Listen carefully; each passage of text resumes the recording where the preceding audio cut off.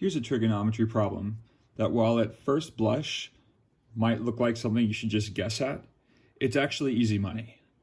Take a look at what we've got. For x between 0 and 90 degrees, our series of trig functions is actually pretty repetitive.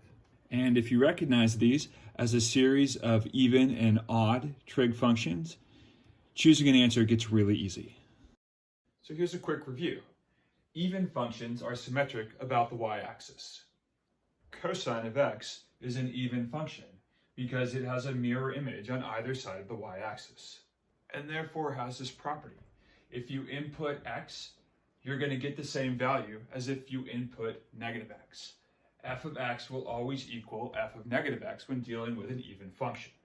When you input positive x to the cosine function, you get a value that is equal to what you get when you input negative x on the cosine function. Cosine of x is an even function, and it's this fact that we're going to use in our problem. A function is odd if it is symmetric about the line y equals negative x, which is the same as performing a 180-degree rotation. Sine of x is an odd function. Its mirror image is created by reflecting across the line y equals negative x. So sine of x is equal to negative sine of negative x. Let's check it out with a value, just so we can be a little bit more confident.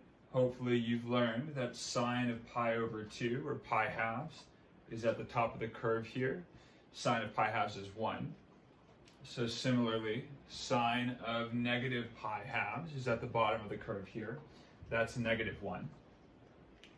So in order for this statement to be true, we would have to have the negative sign in front of the sine function in order to make our values equal.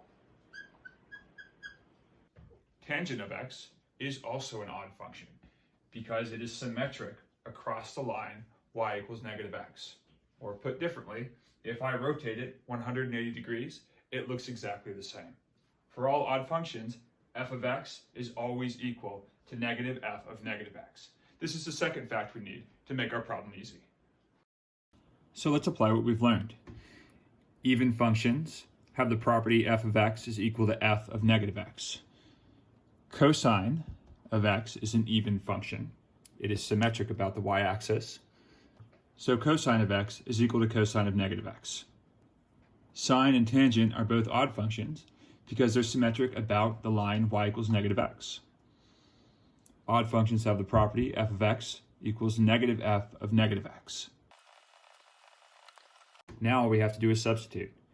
Anywhere I see a cosine of negative x, I can replace it with a cosine of x. That means here I have cosine of x minus cosine of x. That equals 0. Similarly with the odd functions, anywhere I see a sine of x or a negative sine of negative x, I can replace that with a positive sine of x. So this statement is equivalent to this statement. That's 2 sine of x. And this statement is equivalent to this statement. That's 2 tangent x. So the correct answer is D.